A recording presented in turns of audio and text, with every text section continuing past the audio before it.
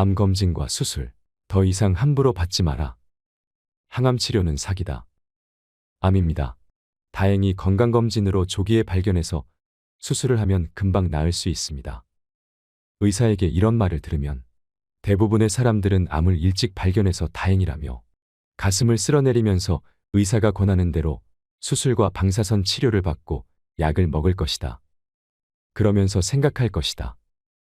역시 건강검진은 매년 받아야 해. 그런데 의사가 말한 대로 수술하고 치료를 받으면 모든 병이 완치될까? 40년 동안 의사로서 수많은 연구를 해온 곤도 마코토는 아프면 무조건 병원에 달려가 의사의 처방을 따라왔던 당신에게 이 질문에 대한 답을 들려준다. 20년간 150명의 암방치 환자를 지켜본 저자는 수술하지 않고도 고통 없이 짧게는 3년, 길게는 9년까지 생존하는 암 환자들을 보면서 암은 치료하지 말고 방치해야 한다는 결론을 얻었다. 수술과 항암제 치료를 받으면 1년도 안 돼 고통 속에 목숨을 잃는 이들이 많았다. 암 때문이 아니라 수술로 장기를 통째로 잘라내 약해진 몸이 항암제의 맹독에 견디지 못했기 때문이다. 저자는 암은 진짜인지 가짜인지 구분하기 어렵다. 진짜 암은 현대의학으로 완치할 수 없고 유사암은 놔둬도 전이되지 않기 때문에 절제 수술은 필요하지 않다. 암은 고통을 주지 않는다. 암 치료가 고통스러울 뿐이다라고 말한다. 그러나 우리는 조금만 몸에 이상이 생겨도 병원으로 달려가 검진을 받고 암이 발견되면 조기에 절제를 하거나 항암제 치료를 받는다. 그로 인해 생겨나는 약해와 수술의 부작용은 오롯이 환자의 몫인데도 불구하고 말이다.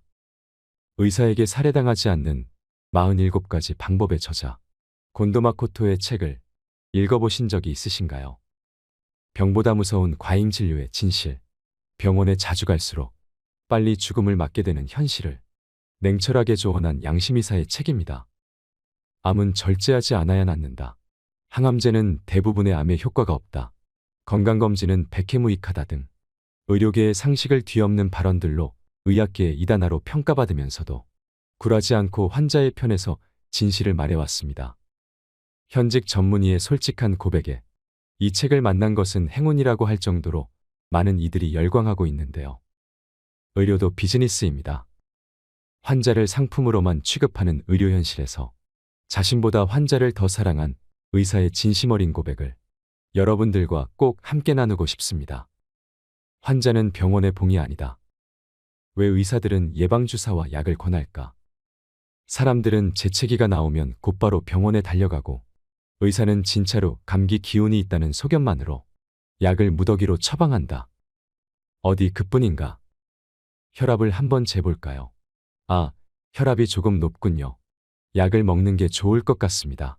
혈당치도 염려되네요라며 검사를 줄줄이 권하는 경우도 많다.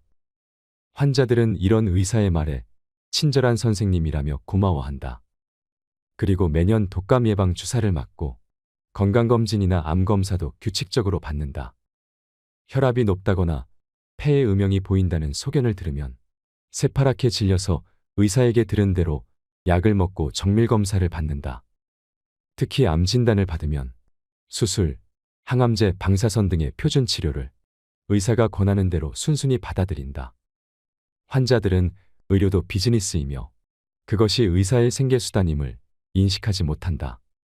현재 의사들 대부분은 병자를 가능한 한 늘려서 병원으로 끌어들이지 않으면 살아남을 수 없다. 한마디로 의사의 가모니설에 넘어가는 당신은 의사의 봉인 셈이다. 의사들이 환자들에게 수술이나 치료를 권하는 데는 병원의 수익을 올리고 새로운 치료제를 판매하기 위한 제약회사의 음모가 숨어 있다. 우리가 매년 받는 건강검진 역시 수익을 올리기 위한 병원 사업의 일환이다. 제약회사도 마찬가지다. 건강염려증에 빠진 사람들을 어떻게 해서든지 환자로 만들어서 효과도 증명되지 않은 치료약과 건강보조식품을 지속적으로 팔아야 먹고 살 수 있다. 문제는 이들이 돈만 강탈해가는 것이 아니라는 사실이다. 혈압 강화제나 콜레스테롤 수치를 낮추는 약은 생명을 단축할 위험도 높일 수 있다. 심지어 합성 비타민이 폐암을 유발한다는 연구 결과도 있다.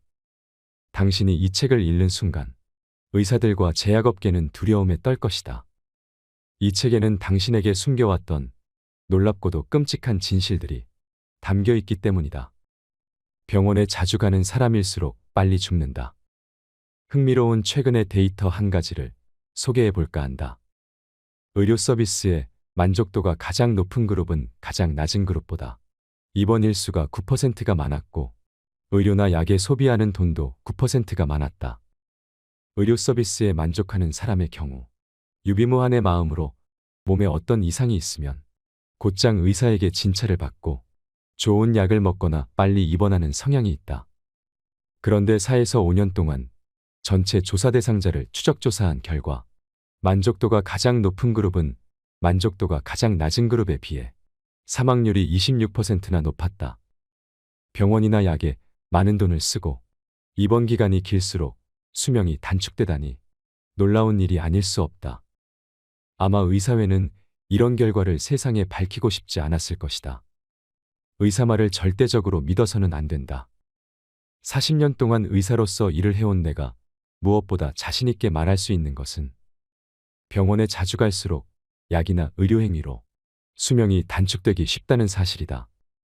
의사를 찾아가면 갈수록 검사를 자주 하게 되고 그 결과 이상이 발견되어 약을 먹거나 수술을 하게 된다. 암이 발견되면 수술, 항암제 그리고 방사선이 표준 치료 방식이라는 말로 다짜고짜 소중한 위나 자궁을 잘라내거나 죽을 만큼 고통스러운 항암제 치료를 하게 된다. 그 치료로 인한 스트레스도 엄청나고 그야말로 몸에 나쁜 일만 행할 뿐이다.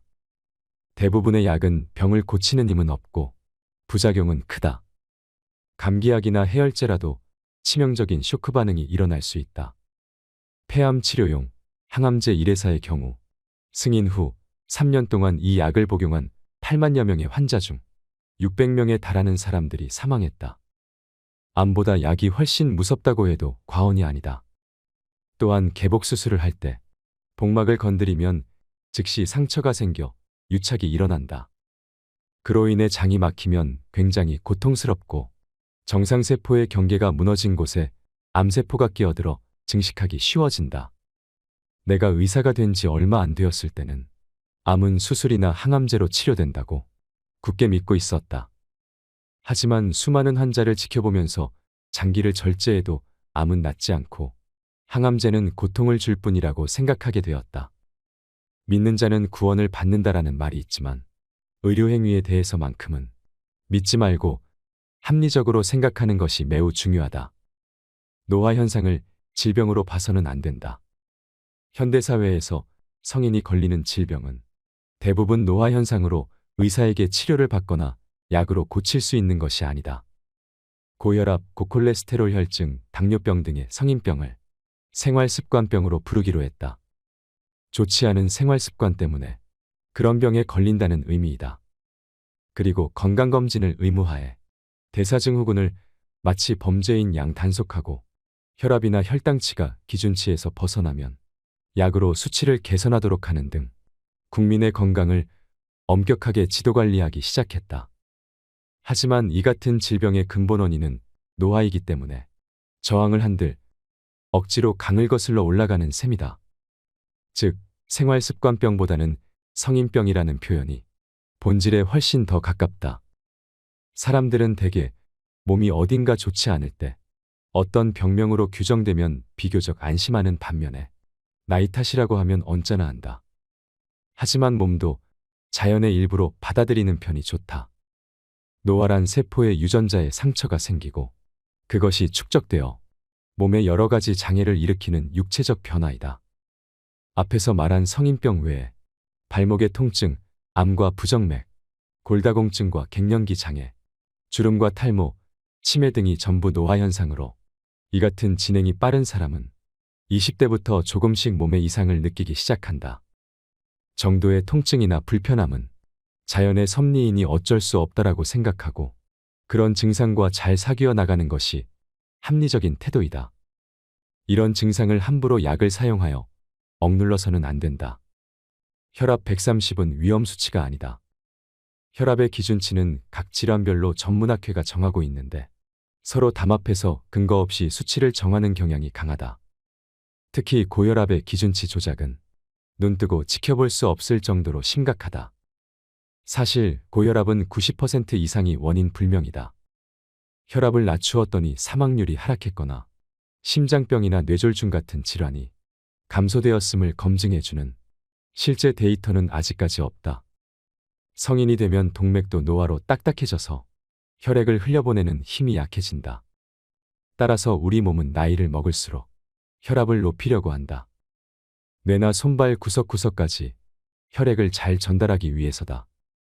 이런 상태를 약으로 떨어뜨리면 지각이 둔해지거나 몸이 휘청거리게 된다. 핀란드의 한 연구팀이 75세부터 85세까지의 혈압 강화제를 먹지 않는 남녀 521명을 추적 조사했는데 그 결과 80세 이상 그룹에서는 최고 혈압이 180 이상인 사람들의 생존율이 가장 높고 최고 혈압이 140 이하인 사람들의 생존율은 뚝 떨어졌다. 그런데도 우리는 최고 혈압이 130만 넘어가면 위험하다며 약을 권하고 있다. 기준치를 낮춘 결과 제약업계는 호황을 누리고 있다. 기준치를 슬쩍 손본 것만으로 매출이 6배로 증가한 것이다. 그야말로 혈압 상술의 대성공이라고 말할 수 있다. 또한 이 같은 기준치를 정하는 기준작성위원회 다수가 제약회사에서 거액의 기부금을 받고 있는 것도 문제이다. 콜레스테롤은 지금도 여전히 나쁜 성분으로 취급되지만 사실은 장수의 원료이기도 하다. 추적 조사한 결과 남성과 여성 모두 콜레스테롤 수치가 가장 낮은 그룹에 총사망률이 가장 높았다. 그리고 남성의 경우 혈중 콜레스테롤 수치가 높을수록 총사망률이 낮다는 명백한 결과가 나왔다. 그럼에도 불구하고 치료를 위한 기준치가 좀처럼 변하지 않고 있다. 콜레스테롤을 떨어뜨리는 약이 억 단위, 조 단위의 돈을 만들어내는 도깨비 방망이기 때문이다. 따라서 무조건 검사 수치를 보고 판단하지 말고 우리 몸의 힘을 믿어보는 것이 중요하다. 혈당치를 약으로 낮추면 부작용만 커진다. 흔히 당뇨병의 원인으로 여기는 스트레스, 술, 단 것이 직접적으로 병을 일으킨다는 확실한 증거는 없다. 당뇨병의 원인에 대해서는 아직까지도 풀리지 않은 의문점이 많다. 당뇨병이 무서운 것은 혈당치가 높으면 혈관이 손상되어 심근경색이나 뇌경색을 일으킬 위험이 높고 실명, 신장질환, 신경장애 등 심각한 합병증을 일으키기 쉽기 때문이다. 당뇨병에는 자각 증상이 없어서 심각한 증상이 나타난 뒤에는 완치가 어렵다. 이 때문에 건강검진에서 혈당치가 높게 나오면 의사들이 마치 큰일이라도 날 것처럼 겁을 주는 것이다. 하지만 약으로 혈당치를 낮추는 것은 훨씬 위험한 일임을 기억해야 한다. 약으로 혈당을 관리하는 경우 항상 몸이 나른하거나 초조하고 분노 조절이 잘 안 된다. 약을 사용하는 경우 특히 다리가 휘청거리거나 치매 증상 등이 나타난다면 약의 부작용을 의심해 봐야 한다. 전 세계의 당뇨병학회는 특별한 근거도 없이 공복 시 혈당치 기준을 낮춰서 당뇨병 환자를 급격하게 증가시키고 있다.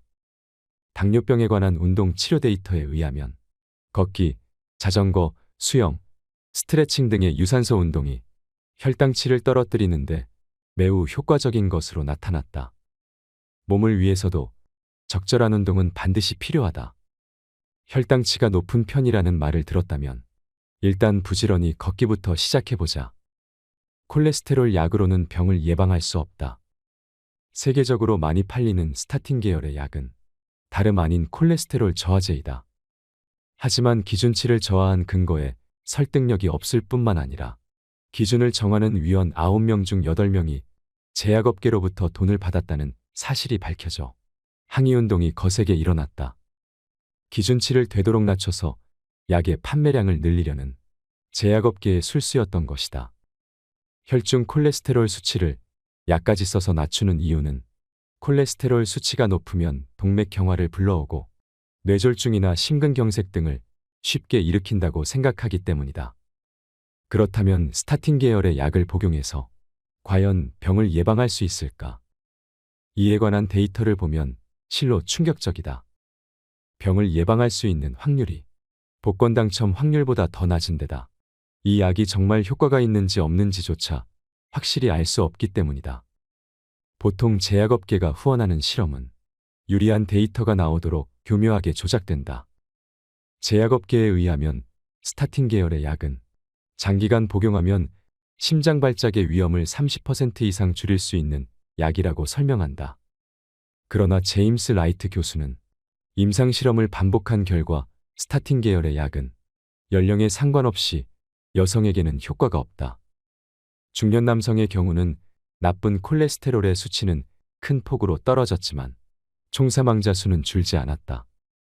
대부분의 사람들에게 약의 효과는 고사하고 건강을 해칠 위험마저 있다라고 경고했다. 혈당약도 마찬가지이다. 약이나 인슐린 주사로 혈당치를 엄격하게 관리해도 환자들의 수명을 연장하는 효과로 이어졌다는 데이터는 전혀 없다. 반대로 환자들의 생명이 단축되었다는 데이터는 있다.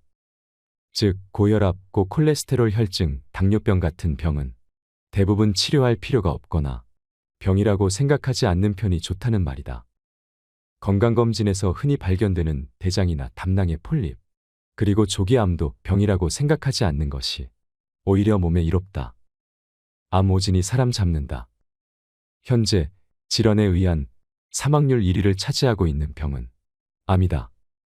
그런데 진료에 있어서 암만큼 헷갈리기 쉽고 오진이 많은 병도 없다. 단순한 종기나 염증을 암으로 잘못 진단받고 위나 유방이 몽땅 잘려나가거나 생명을 잃는 사람도 너무나 많다. 여러분은 이 방법으로 암이 나았다라거나 말기암에서 회복되었다라는 이야기를 숱하게 들어보았을 것이다.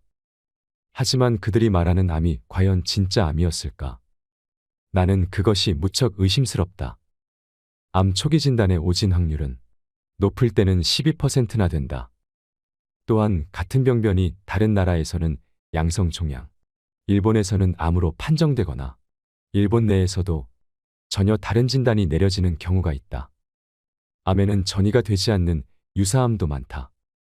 진짜 암세포는 숙주의 정상세포가 변이하여 만들어지며 주변의 조직에 침입 또는 침윤하고 멀리 떨어진 조직에 전이하는 성질을 갖고 있다. 그리고 숙주를 죽일 때까지 계속 증식해서 숙주와 함께 자폭한다. 한편 생명을 빼앗지 않는 암은 암과 비슷한 것, 즉 유사암에 지나지 않으며 진짜 암으로 성장하지 않는다. 증상도 없는데 검진에서 암이 발견되면 의사는 조기에 절제하면 거의 100% 완치된다라고 말한다. 하지만 그것은 진짜 암이 아니라 유사암으로 잘라내지 않아도 전혀 문제가 되지 않는다. 암의 조기 발견은 행운이 아니다. 의학계는 이미 오래전부터 암은 치료되는 병이다. 1년에 한 차례 검진을 받으면 암이 되기 전에 저지할 수 있다고 선전하며 암검진 시장을 빠르게 확대시키고 있다. 하지만 중요한 것은 암으로 사망하는 사람이 줄고 있는가 하는 점이다. 진짜 암은 사람의 생명을 앗아간다. 의학계의 말처럼 암이 치료할 수 있는 병이 되었다면 한때 사망 원인 1위였던 뇌졸중이 지금 4위가 된 것처럼 암 사망률도 매년 눈에 띄게 줄어야 한다. 그러나 실제로는 암 사망률은 전혀 줄지 않고 있다. 1960년대부터 50년이 지난 현재까지 암은 사망 원인 1위 자리를 계속 지키고 있다.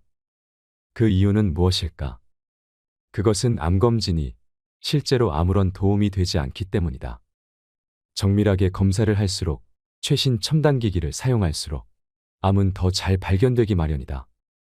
그러나 대부분은 암이 아니라 암과 비슷한 것으로 그것의 치료를 위해 수술을 시행하는 것은 오히려 몸을 고통스럽게 할 뿐이다. 예를 들어 50세를 넘긴 남성 사망자 2명 중 1명은 해부를 해보면 전립선암이 발견된다. 그것은 그냥 놔둬도 커지지 않는 잠재암이라는 말이다. 그런데 최근에는 검진에서 전립선암을 굳이 찾아내서 자각 증상도 없는 사람에게 수술로 절제할지 방사선 치료를 할지 결정하라고 압박한다. 수술의 후유증은 물론 방사선 치료로도 합병증이 일어나 심할 때는 인공항문을 달아야 하는 경우도 있다. 성인 3명 중 1명은 갑상선암으로 진단받게 될지도 모른다. 하지만 일본의 경우 갑상선암으로 죽는 사람은 암에 의한 총 사망자 수의 0.1%, 즉 연간 약 300명에 불과하다. 서양의 경우 폐암, 대장암, 유방암의 제비뽑기 실험이 여러 차례 행해진 바 있는데 검진을 해도 검진을 하지 않아도 사망률은 같다라는 결과가 나왔다. 일본에서는 1989년에 야스오카 마을이 암 검진을 그만두었는데 이후 그 지역에서 암으로 인한 사망자 수가 눈에 띄게 줄어들었다. 이러한 결과로 추측할 수 있는 것은 검진을 받으면 불필요한 치료를 받고 수술 후유증이나 항암제 부작용, 정신적인 스트레스 등으로 빨리 죽는 사람이 많아진다는 점이다. 암 수술을 하면 사망률이 높아진다. 나을 가망이 없는데도 하는 수술, 다른 치료법이 명백히 효과적인데도 하는 수술, 수술 자체로 인해 환자의 수명이 단축되고 마는 사례가 빈번하게 발생하고 있다. 암 수술의 문제점 중 하나는 암은 절제하더라도, 즉 수술은 성공해도 수술 후의 장애로 사망할 위험이 매우 높다는 것이다. 환자가 암 수술 직후에 사망하는 일이 많은데도 재판에서 시시비비가 가려지는 경우가 극히 드문 것도 이상한 일이다. 수술 전에 암에 대한 공포심이 한껏 조장되기 때문에 유족이 암이었으니 어쩔 수 없다라고 포기하는 것일지도 모른다. 다른 병이나 부상도 마찬가지이지만 암으로 의사가 수술을 권할 때는 그 수술이 정말로 필요한지 철저하게 알아보고 결정해야 한다. 한 번의 CT 촬영으로도 발암 위험이 있다.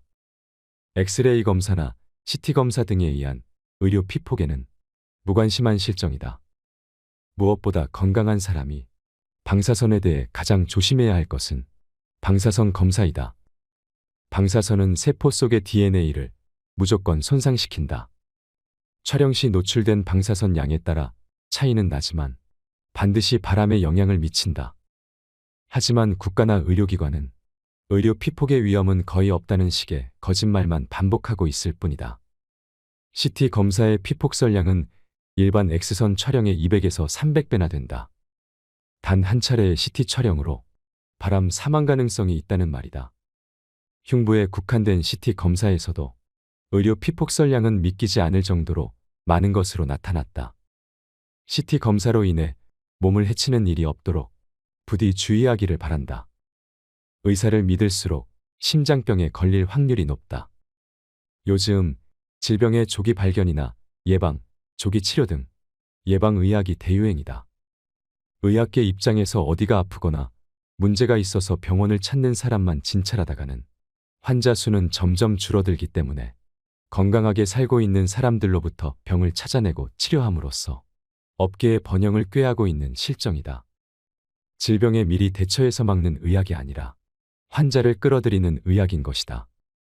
연구에 따르면 의사들이 개입하여 심장질환 관리를 했던 그룹이 의사가 전혀 개입하지 않았던 그룹보다 심장질환으로 사망한 사람이 2배 이상이었다. 이러한 결과의 원인을 살펴보면 증상이 없는데도 고혈압이나 고콜레스테롤 등을 약으로 낮추면 수치는 개선되어도 심장에는 좋지 않다. 검사에서 병이나 이상이 발견되어 의사로부터 지도나 약 처방을 지속적으로 받으면 그것이 정신적 스트레스가 되어 심근경색이나 우울증으로 이어진다이다. 3종류 이상의 약을 한꺼번에 먹지 마라. 가능한 한 모든 약의 사용을 중단하라.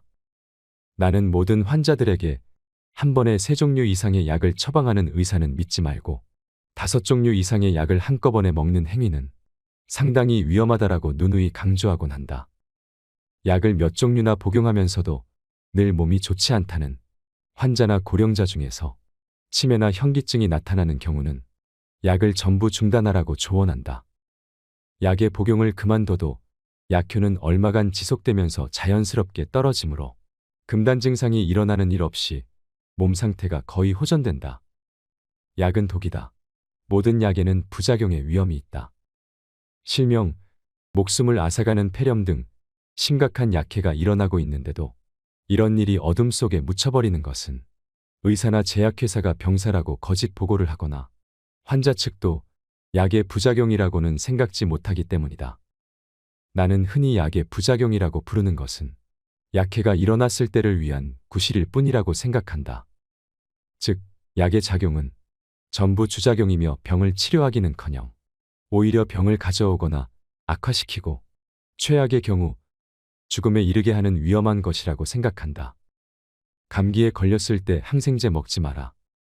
감기에 걸리면 우리 몸은 기침이나 콧물로 바이러스를 몸 밖으로 몰아내고 체온을 높여 외부의 적과 맞서 싸우는 백혈구를 활발하게 활동하도록 한다. 이러한 기침과 열을 약으로 억누르는 것은 감기와의 싸움에 찬물을 끼얹는 격이다. 따라서 바이러스가 몸에 눌러앉아 감기가 좀처럼 낫지 않는다. 독감을 백신으로 막았다거나 타미플루, 리렌자 같은 약으로 치료했다는 실질적인 증거는 없다. 반면에 그 약해로 인한 뇌장애나 사망 사건은 헤아릴 수 없을 정도로 많이 일어나고 있다. 감기에 걸렸을 때 가장 빨리 낫는 방법은 몸을 따뜻하게 하고 느긋하게 쉬는 것이다. 독감인 경우에도 유럽에서는 약을 처방하지 않고 일주일 동안 집에서 안정하라고 하는 의사도 적지 않다. 감기에 걸려 열이 40도까지 올라가더라도 열 때문에 뇌에 문제가 생길 염려는 없다.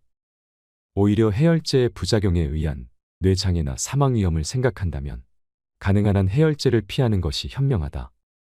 항생물질은 바이러스에는 효과가 없는 데다 그로 인해 내성균이 발생하는 등 골치 아픈 문제를 일으킨다. 따라서 가벼운 감기인데도 항생물질을 처방하는 의사는 가까이 하지 않는 편이 좋다. 항암 치료가 시한부 인생을 만든다. 최근에는 암으로 인한 시한부 6개월이나 3개월 선고가 유행하고 있는 듯하다. 하지만 다행스럽게도 의사가 말하는 환자의 여명 진단은 믿을 것이 못 된다. 어떤 환자는 폐암 사기로 온몸에 암이 전이된 상태였는데 각종 임상 데이터로 판단할 때 반년 이내에 50%가 사망하고 3년 생존율은 10%였다. 하지만 나는 늘 말해왔듯이 환자에게 전이가 되었어도 암에 의한 자각 증상이 없으면 당장 죽지는 않습니다. 바로 죽는 경우는 항암제 치료나 수술을 받았을 때뿐입니다 라고 설명했다. 이에 그 환자는 늑골과 폐의 통증이 심할 때만 방사선 치료를 받고 그 외에는 어떤 치료도 받지 않았다. 심지어 좋아하는 담배를 계속 피우면서 그 후로 3년 9개월 동안이나 살다가 평온하게 눈을 감았다. 또 다른 환자는 자궁암 수술을 받고 얼마 후 림프절에 암이 재발했다. 당시 그녀는 산부인과 의사로부터 즉시 재수술하지 않으면 반년 내에 죽는다라는 말을 들었다고 한다. 하지만 그녀는 암이 재발한 상태 그대로 방치하기로 결정했다. 그 후 암은 반년 만에 크기가 2배가 되었지만 선고된 기간이 훨씬 지났는데도 지금까지 자각 증상도 없고 여전히 활기차게 생활하고 있다. 그녀는 웃으며 내게 말했다. 그 의사가 한 말은 거짓말이었어요. 의사의 시한부 진단을 믿을 수 없는 3가지 이유. 첫 번째 이유는 암의 성장 속도가 사람에 따라 다르기 때문이다. 두 번째는 암 병소가 사람의 생명을 앗아갈 정도로 성장하려면 의외로 시간이 많이 걸리기 때문이다. 세 번째는 암이 커지면서 성장 속도가 둔화되는 경우가 많기 때문이다. 여명 진단을 어느 정도 내릴 수 있는 것은 중요 장기들이 손상되어 기능이 떨어졌을 때다. 그러나 중요 장기에 전이가 되더라도 자각 증상이나 기능 부전이 없으면 그보다 훨씬 오래 살 수 있다. 이때도 항암제 치료를 하게 되면 바로 사망하는 경우가 있다. 항암제 치료를 받지 않으면 3개월밖에 못 살고 항암제 치료를 받으면 1년은 살 수 있다는 식으로 치료를 권하는 의사라면 당장 뒤도 돌아보지 말고 도망쳐 나오길 바란다. 암은 건드리지 말고 방치하는 편이 낫다. 암과 싸울수록 고통에 시달리다 죽는다. 자려면 암이 날뛴다는 속설이 있을 정도로 체내에 메스가 들어가면 정상세포의 경계가 무너진 곳에 숨어있던 암세포가 끼어들어 쉽게 증식한다. 게다가 지금 있는 암을 아무리 크게 잘라내도 그것이 진짜 암이라면 암은 사라지지 않는다. 발견되기 전에 이미 여기저기로 전이한 상태이기 때문이다. 항암제는 암 치료에 아무 소용이 없다. 흔히 항암제가 효과가 있다는 것은 암덩어리를 일시적으로 줄인다는 의미일 뿐이다. 그 암덩어리는 반드시 다시 커진다. 즉, 항암제가 효과가 있다는 것은 암을 치료하거나 좀 더 살게 된다는 말이 아니다. 암은 대부분 위암이나 폐암, 유방암처럼 덩어리로 이루어진 고형암으로 이런 암에는 항암제가 무의미하다. 즉, 항암제는 고통스러운 부작용과 수명을 단축시키는 효과밖에 없다는 말이다. 나는 많은 암 방치 환자를 지켜봐왔지만 몇 개월 만에 사망한 사람은 한 명도 보지 못했다. 위암, 식도암, 간암, 자궁암 같은 암은 방치하면 통증 같은 증상으로 고통스러워하지 않아도 된다. 고통 속에 몸부림치면서 죽어가는 것은 불필요한 치료 때문인데 의사들은 가족에게 치료는 무서운 것임을 알려주지 않는다.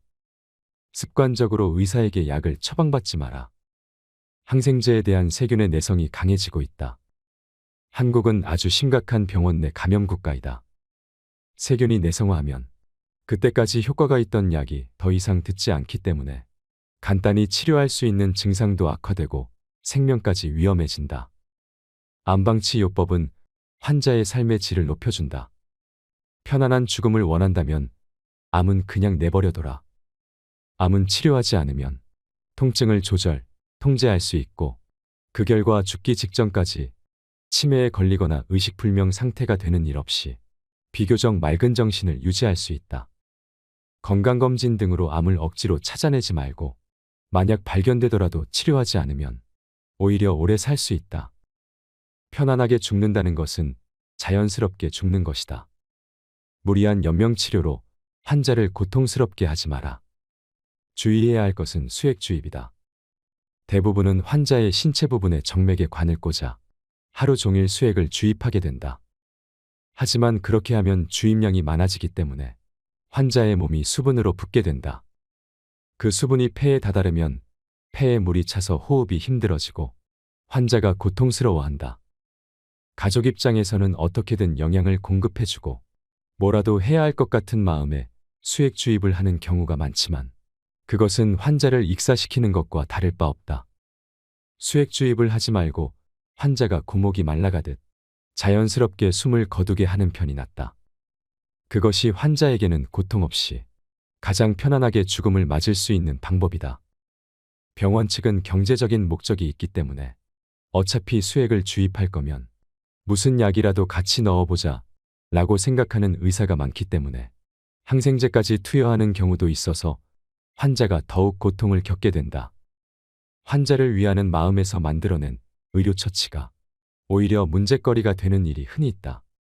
콧구멍을 통해 위까지 튜브를 삽입해 영양분을 주입하는 비강 영양이나 배에 구멍을 내어 위에 직접 튜브를 삽입해 영양과 수분을 주입하는 위로도 그런 경우이다. 몇 년씩 식물인간과 같은 상태로 살아가는 것이 무슨 의미인가? 편안하게 죽는다는 것은 자연스럽게 죽는 것이라고 생각한다. 암검진이 긁어 부스럼이 되는 5가지 이유. 1. 암의 정의 및 범위가 지나치게 넓다. 암검진은 하면 할수록 암이 발견되는 사람이 늘어난다. 그 중에는 오진도 많고 생명을 위협하지 않는 유사암이나 잠재암도 많이 포함되어 있다. 2. CT 검사 자체가 암을 유발할 수 있다. CT나 PET 등에 의한 암검진은 방사선 피폭설량이 많아서 단 한 차례의 검진으로도 바람 사망의 원인이 될 수 있다. 즉, 검사 자체가 바람을 촉진할 수 있다. 3. 진짜 암이라면 이미 전이된 상태이다. 검진을 정기적으로 받고 있는 사람들은 검진을 받지 않는 사람들보다 생명을 앗아가는 진짜 암을 빨리 발견할 수 있다. 하지만 그렇다고 운명이 바뀌는 것은 아니다. 진짜 암이라면 검진에서 발견될 정도의 크기가 되기 훨씬 전에 이미 전이가 시작된 상태이기 때문이다. 반면에 검진을 받지 않는 사람들은 암검진에서 발견될 암을 그냥 방치해두게 된다. 그러나 사망자 수는 검진을 받고 있는 그룹과 다르지 않다. 4. PET 검사는 피폭량이 많다. PET 검사는 CT 등의 검사로 발견하지 못하는 암 병소를 찾아내는 경우가 자주 있다. 하지만 그 병소는 이미 전이가 일어나고 있는 진짜 암이거나 유사암이므로 일찌감치 발견해도 수명은 늘어나지 않는다. 또한 PET는 방사성 동위원소를 사용하므로 피폭설량이 많아 한 차례의 검사로도 발암 원인이 될 수 있다. 5. 정밀한 검사를 할수록 유사암을 발견하게 된다. 최근에는 영상의학과에서 근무하는 의사들 중에도 집단 검진은 효과적이지 않고 숙련된 전문가에 의한 개별 검진이 효과적이라고 생각하는 사람이 많아졌다. 유방암, 자궁경부암은 절제 수술하지 마라. 유방 촬영술로 발견된 암은 대부분 유사암이다. 요즘에는 여성들에게 전혀 도움이 되지 않는 검진이나 예방접종을 권장하는 광고가 넘쳐나고 있다. 그 중에서도 눈에 띄는 것이 바로 1990년대부터 전 세계로 확산되고 있는 핑크리본 운동이다. 이 운동은 미국의 한 여성 잡지사와 화장품 회사가 유방암에 대한 경각심을 높여 여성들의 유방암으로 인한 고통과 희생을 줄여보자는 목적으로 시작한 계몽운동이다. 그러나 이 거창한 계몽운동을 비웃기라도 하듯 최근 10년 동안 유방암 발병률은 급증하고 있다. 또한 5만 명을 대상으로 실시한 캐나다의 한 연구조사에서는 오히려 총사망률은 검진 그룹이 좀 더 많다라는 결과가 나왔다. 나는 여성의 유관 내에 머물러 있는 암이 축소되거나 소실된 경우를 많이 봐왔다. 나의 진료 경험으로 도달한 결론은 흔히 유관 상피내암으로 진단받는 병변은 암이 아니라 여성 호르몬에 대한 반응이 어떤 사람에게 강하게 나타난 유방병증이라는 것이다. 유방 촬영술을 통해서만 발견할 수 있는 암은 99% 이상이 유사암이다. 그러나 이런 경우라도 대부분의 병원에서는 수술로 유방을 절제할 확률이 높다. 수술을 받더라도 수명이 늘어나거나 치료를 받지 않는다고 해도 수명이 줄어드는 것은 아니므로 나는 환자들에게 언제나 유방암 검진의 결과는 전부 잊어버리세요라고 말한다. 자궁경부암 예방접종은 무의미하다. 이 역시 암 예방에는 도움이 되지 않는다. 자궁경부암의 원인은 성행위로 감염되는 사람유두종 바이러스이다. 이 바이러스는 자궁경부의 상피와 점막에서 사마귀를 발생시키거나 증식을 일으키는데 병변이 암과 비슷해서 암으로 혼동하기 쉽다. 자궁암 검진에서 발견되는 영기의 암은 99% 이상이 유사암이다. 백신 접종이 진짜 자궁경부암을 예방했다는 증거는 아직까지 단 하나도 보지 못했다. 게다가 자궁경부암 백신 접종은 부작용의 위험도 있다. 이 백신 접종으로 인해 발열, 두통, 심지어 실명, 의식 상실 등의 부작용을 호소하는 경우도 있다. 위 절제 수술보다 후유증이 더 무섭다. 위를 전부 적출하거나 위에 출구인 유문까지 크게 절제하는 수술을 하면 환자는 먹은 것을 소화하고 먹은 것을 모아두었다가 조금씩 십이지장으로 내보내는 위의 두 가지 큰 기능을 잃게 된다. 이 때문에 환자는 몸이 바싹 마르고 기력도 잃는다. 생활의 질이 급격히 떨어질 뿐만 아니라 수명까지도 단축된다. 이전에 외래 환자로 나를 찾아온 A씨는 자신의 담당 의사에게 조기 위암이 발견되었는데 위의 3분의 1을 수술로 잘라내지 않으면 2년에서 5년 정도 고통을 겪다가 죽게 된다라는 말을 들었다고 한다. 다른 의견을 기대하며 찾아간 또 다른 병원에서도 똑같은 말을 들었다. 그는 나와 상담을 한 뒤 위를 잘라내지 않겠다는 결심을 했는데 그로부터 1년 후에 받은 검사에서 암이 흔적도 없이 사라졌다. 검사를 한 때로부터 5년도 더 지난 지금 그는 여전히 건강한 상태를 유지하고 있다. 1cm 미만의 동맥류는 파열 가능성이 낮다. MRI나 뇌파검사 같은 뇌종합검진은 득보다 실이 많다. 세계 최초의 뇌영상 검사는 1988년 신경외과 의사가 개설했다. 그는 미파열 동맥류를 발견해 처치하면 뇌졸중을 줄일 수 있다라고 믿었다. 하지만 그것을 데이터로 입증하지는 못했다. 이와 관련해 신문에 한 가지 일화가 소개된 적이 있다. 65세의 여성이 뇌영상 검사를 받고 의사로부터 다음과 같은 이야기를 들었다고 한다. 뇌혈관에 볼록하게 부풀어 오른 뇌동맥류가 있습니다. 운이 나쁘면 당장 내일이라도 파열할지 모릅니다.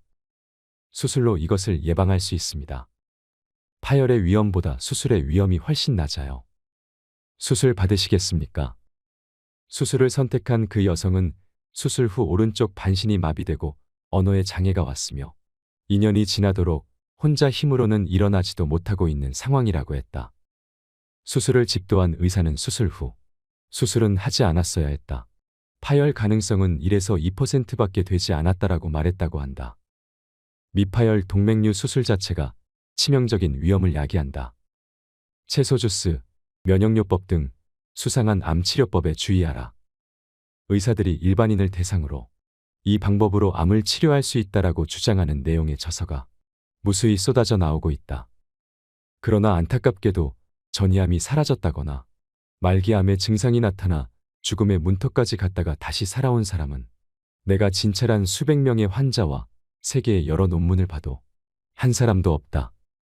실질적으로 암 진단에 꼭 필요한 병변의 일부를 채취해 현미경으로 세포를 조사하는 일조차 하지 않은 엉성한 에피소드가 지나치게 많았다.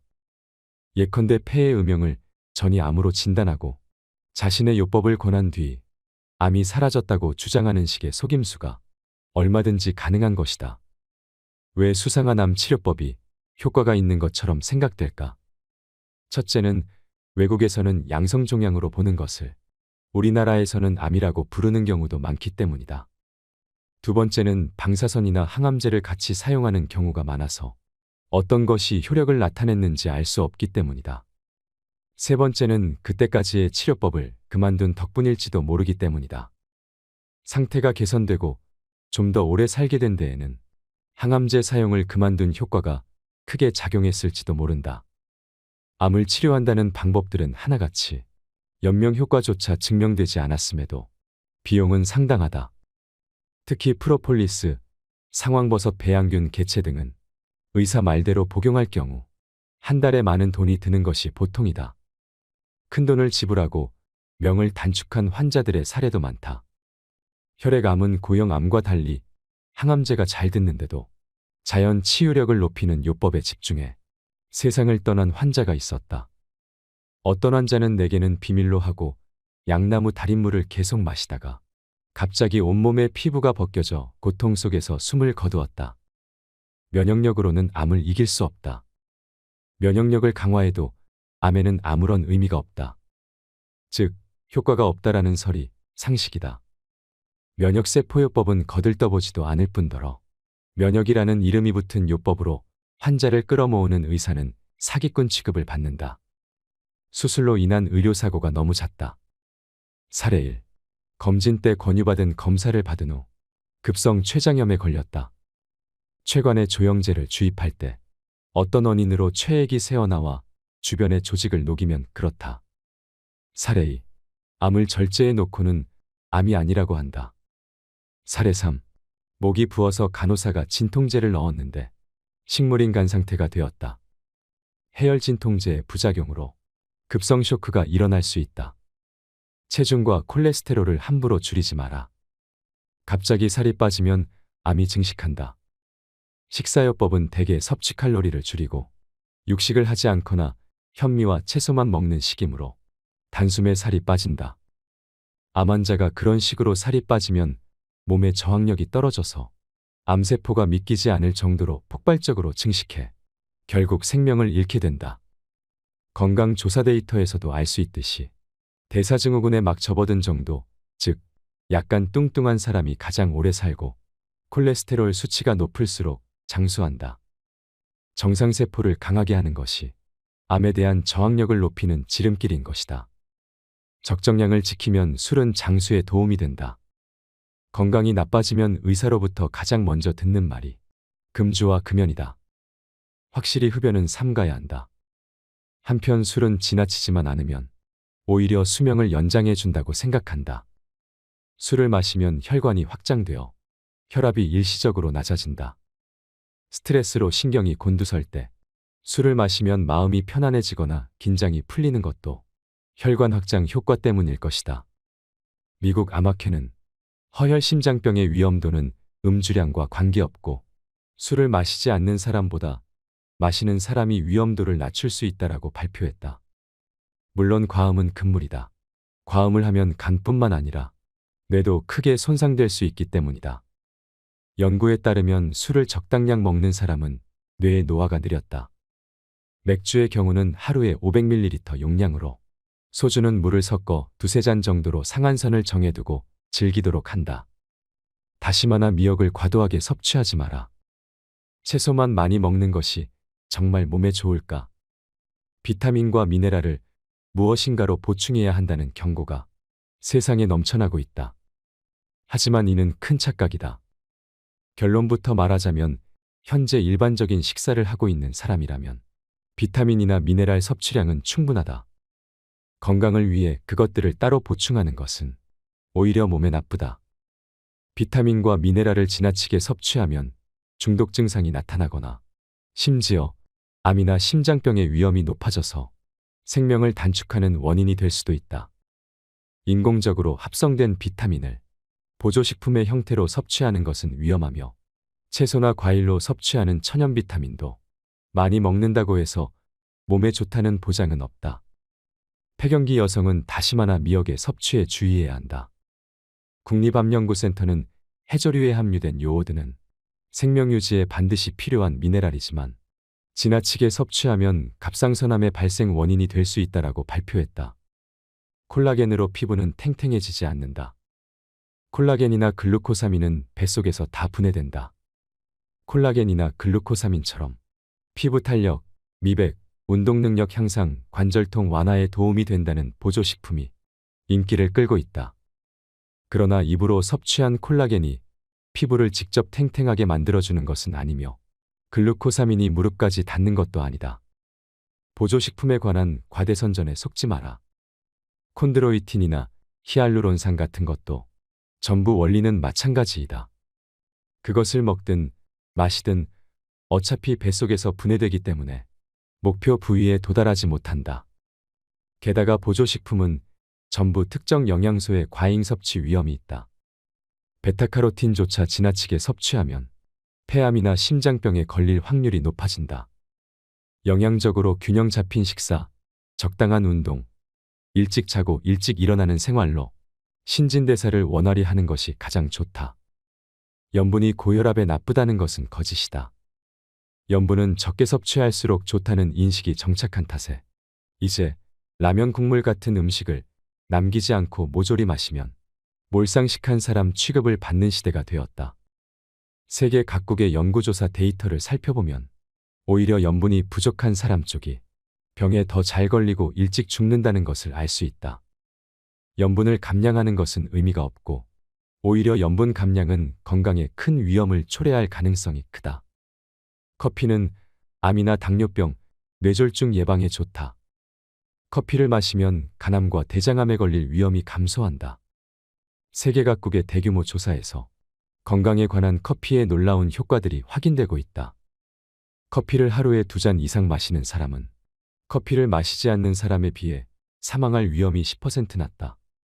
커피는 건강을 지켜주고 미용에 효과가 있을 뿐 아니라 장수에도 도움이 된다. 건강해지려면 아침형 인간이 되라. 최고의 건강법은 일찍 자고 일찍 일어나는 것이다. 세포의 신진대사를 촉진하는 성장 호르몬 등의 각종 호르몬은 수면 중 24시 전후에 가장 활발히 분비된다. 매일 이 시간대에 숙면을 하면 뼈와 근육이 튼튼해지고 피부가 재생되며 병이나 상처가 순조롭게 회복된다.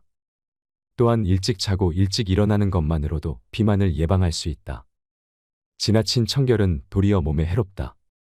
건강한 머리카락을 원한다면 머리를 자주 감지 마라. 우리 몸의 면역 상태는 자연계의 불결한 것, 기생충, 세균 등에 접촉하면서 성숙해가므로 지나치게 청결한 환경에서는 약해진다. 인간은 원래 몸 자체가 세균 덩어리이다. 인간의 몸에 세균이 없다면 우리는 즉시 병에 걸리고 말 것이다. 아토피로 고생하고 있다면 비누와 샴푸 사용을 중단해보자. 큰 병원에서 환자는 피험자일 뿐이다.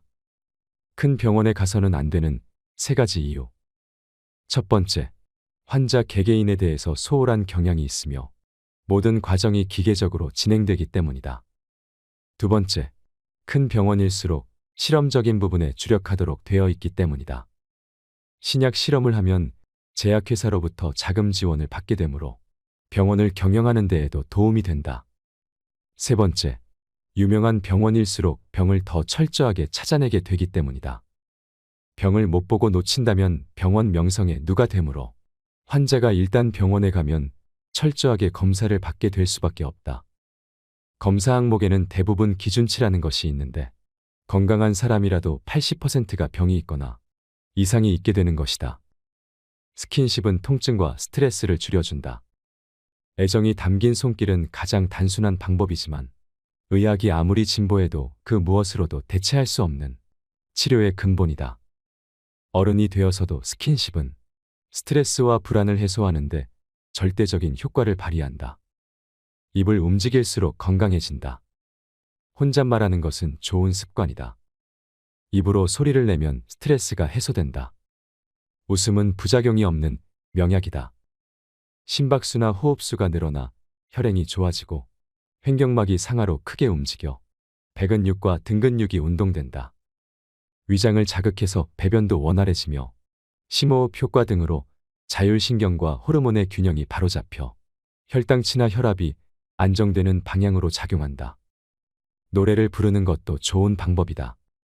최근에는 치매 치료에 노래를 부르는 것이 효과가 있다고 해서 주목을 받고 있다. 손과 입을 많이 움직일수록 뇌도 활발히 활동한다는 것을 기억하라. 걷지 않으면 모든 것을 잃는다. 내 몸을 부지런히 사용하자. 근육은 자주 사용하면 나이가 들어도 계속 굵어지고 강해진다. 뇌신경세포도 계속 생각하고 무언가를 느끼면서 살면 100세가 되어서도 활발하게 활동한다. 반대로 사용하지 않는 근육은 즉시 약해지고 근육량도 줄어든다. 고령자의 경우 한 달 정도만 누워 지내도 대부분은 제 힘으로 걸을 수조차 없게 된다. 통증이 있다고 그 부분을 보호할 것이 아니라 충분히 움직여주는 편이 빨리 회복된다. 오십견도 마찬가지이다. 이때 아프다고 움직이지 않고 그냥 내버려두면 그대로 굳을 염려가 있다. 용기를 내어 통증이 심하게 느껴지는 방향으로 계속 움직여보자. 독감 예방접종은 하지 않아도 된다. 독감 백신은 독감 예방에 효과가 없다. 백신을 맞은 그룹과 맞지 않은 그룹을 비교했더니 독감 예방 효과가 전혀 없었다라는 데이터가 나왔다. 게다가 60세 이상에서는 백신을 맞은 그룹 중에서 갑자기 사망하는 사람이 눈에 띄게 많았다. 표면적으로는 심근경색이라고 하지만 이는 어떻게 봐도 백신의 부작용으로밖에는 생각되지 않는다. 독감 바이러스는 쉽게 변이를 일으키므로 효과가 있는 백신을 만드는 것은 이론상 거의 불가능하다. 해외 학자들은 타미플루의 효과는 의심스럽다. 항바이러스 작용은 거의 인정되지 않는다고 발표해왔다. 효과가 있다라는 보고는 제약회사가 주도한 것이 많아 신빙성이 있다고 보기 어려운 실정이다. 독감을 예방하는 유일하고 가장 확실한 방법은 독감이 유행할 때 사람들이 붐비는 곳에 가지 않는 것이다. 내버려두면 낫는다고 생각하라. 의사가 된 후로 의료에 대한 내 생각이 상당히 많이 바뀌었다. 의료행위로 사람을 구하는 경우가 너무 적기 때문이다. 독감은 치료할 수가 없고 암, 신장병, 간염의 경우 낫지 않는 것은 어떻게 해도 낫지 않는다. 약을 사용하면 부작용이 심하고 오히려 목숨이 단축되는 경우도 많다. 당뇨병, 류머티스는 수치를 낮추거나 통증을 완화하는 정도밖에 치료할 수 없다. 이런 맥락에서 의료행위와 관련하여 흥미로운 실화가 있다. 콜롬비아에 있는 의사들이 파업을 해서 사망률이 35%나 감소했다는 것이다. 같은 해 로스앤젤레스에서도 의사들의 파업이 있었는데 전체 사망률이 18% 감소했다. 파업이 끝나자 사망률은 파업 전의 수준으로 되돌아갔다. 병원에서의 입원 기간이 긴 것도 문제이다. 새끼손가락 뼈가 부러진 것뿐인데 필요도 없는 항생물질 수액을 맞느라 며칠이나 병원에 입원해 있다. 특히 고령의 환자는 입원을 하면 대부분 침대에 누워만 있기 때문에 근력이 떨어져서 머리가 금방 둔해진다. 이것은 치매로 이어지는 큰 원인이 된다.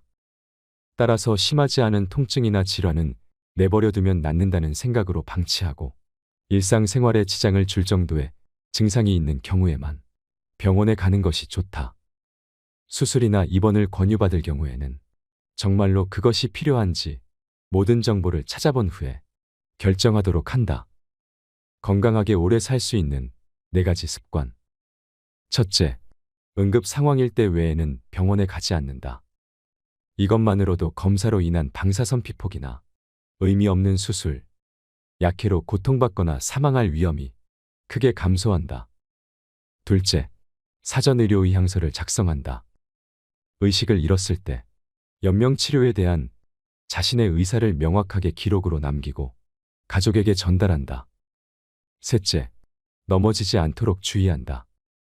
나이가 들면 몸의 균형을 잡기가 어려워서 쉽게 골절을 일으킨다. 그러면 그대로 몸져눕게 되면서 의식까지 단숨에 흐려지는 경우가 많다. 계단 오르내리기는 균형 감각을 돕는 좋은 훈련이므로 평소 계단을 이용하도록 하자. 다치지 않게 반드시 난간을 잡고 오르내리도록 한다. 넷째, 치매를 방지하기 위해 노력한다.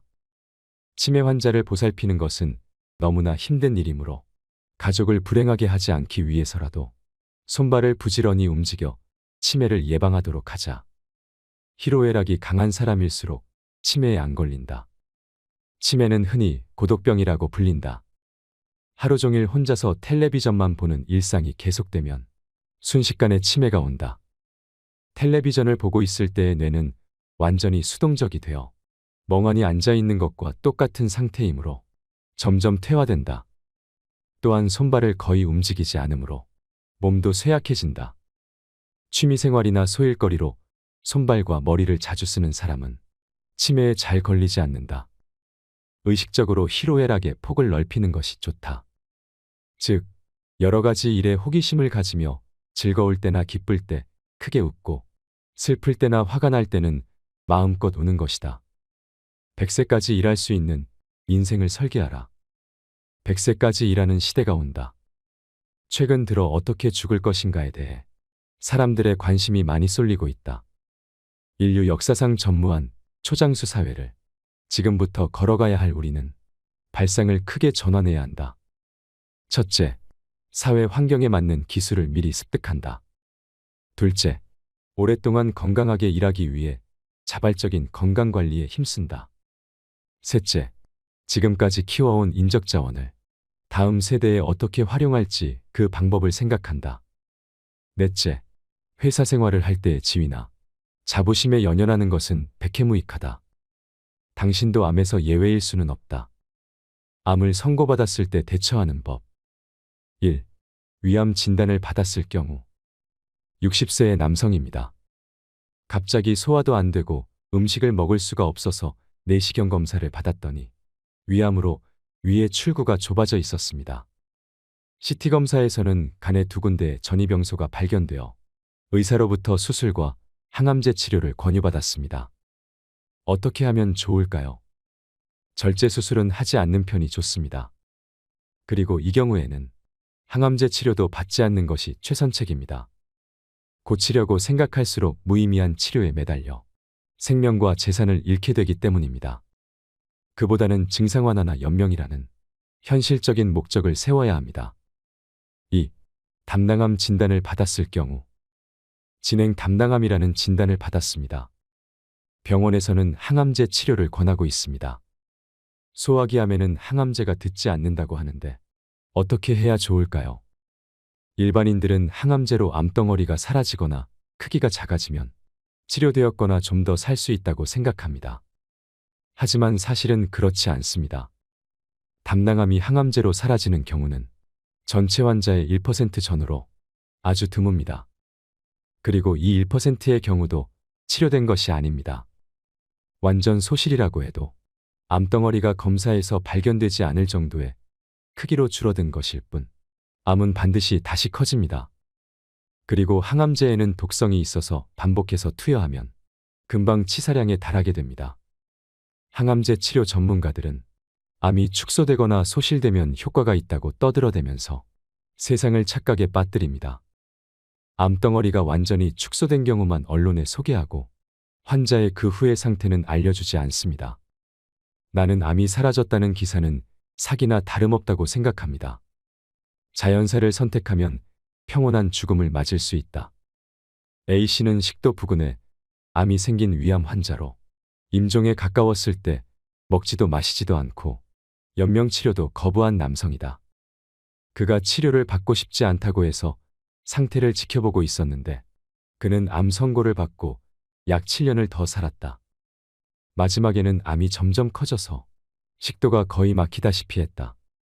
이런 경우 음식물이 통과하기 어려워 식욕이 떨어지는데 환자 본인은 그냥 그대로 놔두기를 원했다.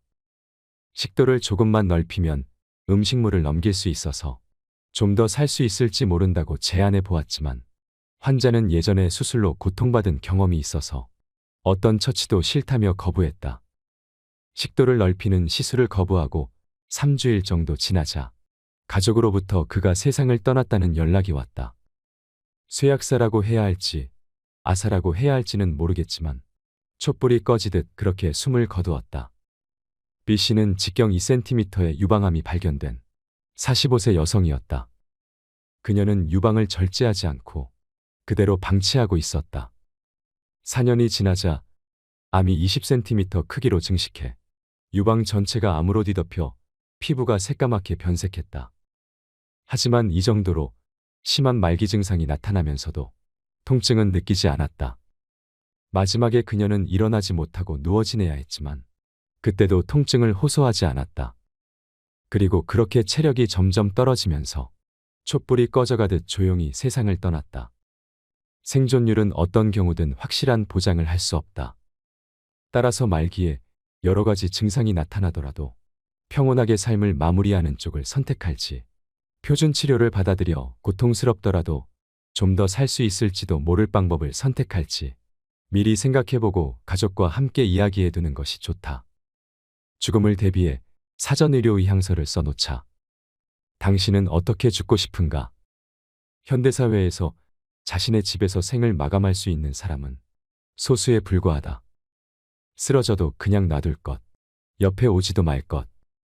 이것은 내가 작성해서 가족에게 건네둔 사전의료의향서 요지이다. 밖에서 쓰러지면 보통은 곧바로 응급실로 실려간다. 뇌출혈이라면 의사는 머리를 열고 혈관을 묶어 지혈한 다음 혈전을 제거한다. 심근경색이라면 심장혈관의 가능관을 삽입하고 막혀있는 혈전을 약으로 녹인다.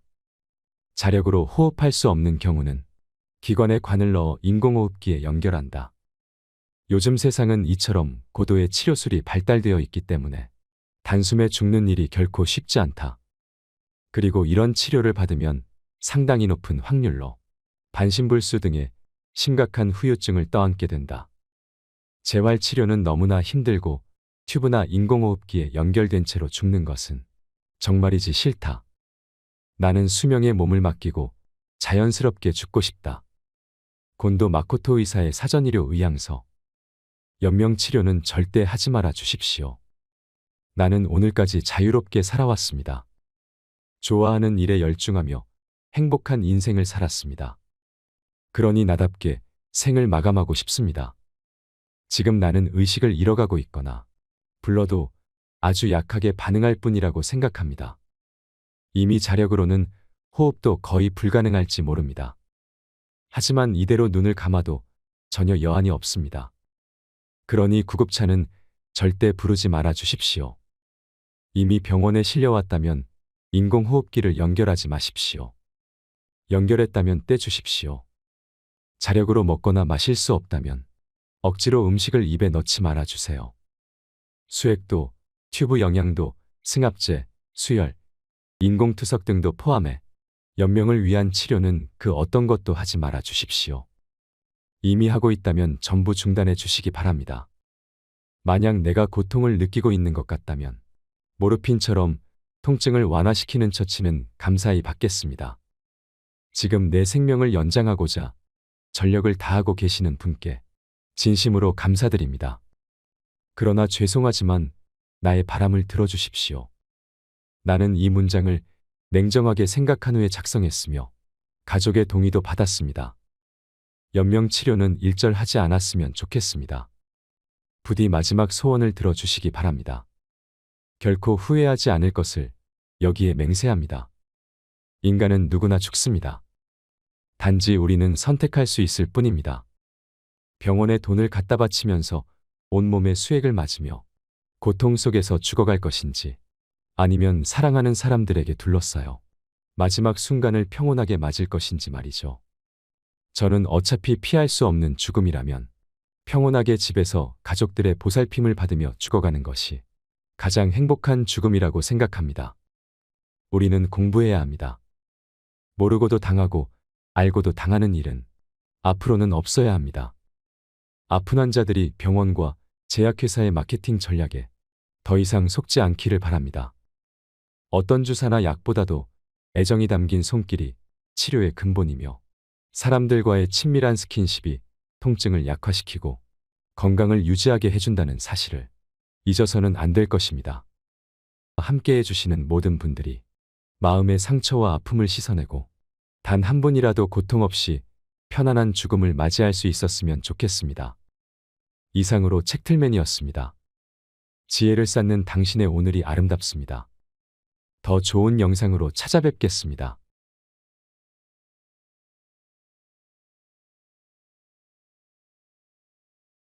요양병원에서 일하는 의사가 남긴 이야기가 큰 화제를 몰고 있습니다. 요양병원에서 진료를 보았었던 할머니에 대한 내용인데 우리 모두의 현재나 미래가 될 수 있다고 생각합니다. 요양병원에서 만난 90세가 넘은 할머니에 대한 기록. 첫인상은 변덕스러운 성질과 초점 없는 눈을 가진 투정이나 부리는 늙은 노인이었습니다. 간병인들이 노인에게 음식을 빨리 안 먹고 흘린다고 핀잔을 주고 대체 왜 말을 못 알아먹냐고 큰 소리로 말할 때면 지지 않고 맞서며 더욱더 큰 소리로 안 들린다고 소리 지르는 노인이었습니다. 양말이나 신발 한 짝을 항상 잃어버려서 직원들이 바보 취급을 하는 것 같기도 했습니다. 어느 날 담당 의사가 휴가를 가서 제가 진료를 보게 되었습니다. 처음 만난 의사라 그런지 그녀는 본인의 이야기를 시작했습니다. 부모, 형제, 자매와 화목한 가정에서 지내다가 20살에 결혼하고 25살에 애를 낳았다고 했습니다. 30대엔 애기들 키운다고 정신이 없었고 40대엔 애들을 독립시키고 남편과 함께 행복했다고 하더군요. 50대엔 갱년기로 인해 힘들었지만 손주들이 생겨서 다시 한번 삶의 의미를 찾았다고 했습니다. 하지만 60대부터는 안 좋은 일들의 연속이라고 하소연을 했습니다. 사랑하는 남편이 죽고 애들과도 사이가 멀어져 연락이 끊긴 상태라고 합니다. 그러면서 너무 외롭고 힘들다고 당신의 부모님을 떠올리면서 자기를 조금만 더 따뜻하게 봐달라고 했습니다. 나도 살아야 할 이유를 찾고 싶다고, 차라리 죽으면 편할 것 같다고 말하면서요. 이 얘기를 듣는 순간 저는 아차하면서 진료본 나날들을 반성하게 되었습니다. 의사로서 할머니를 위해 남은 시간 동안 무엇을 더 해드릴 수 있을지 고민했습니다. 그리고 3개월 후 할머니는 하늘나라로 떠났습니다. 마지막까지 가족은 오지 않았습니다. 하늘에서는 사랑하는 사람들과 행복하게 지내길 바랍니다. 이 글을 보니 무슨 생각이 드셨나요? 인생이란 드라마 속에서 우리는 어디로 향하고 있을까 합니다. 남의 일이 아닌 나에게도 언젠가 다가올 일이라는 현실에 씁쓸한 마음이 듭니다. 왜 우리는 요양병원에 가야만 할까요? 왜 우리는 요양병원에 보내야 할까요? 요양병원은 과연 누구를 위해 존재하는 것일까요? 이에 대해 한 번이라도 생각해 보신 적이 있나요?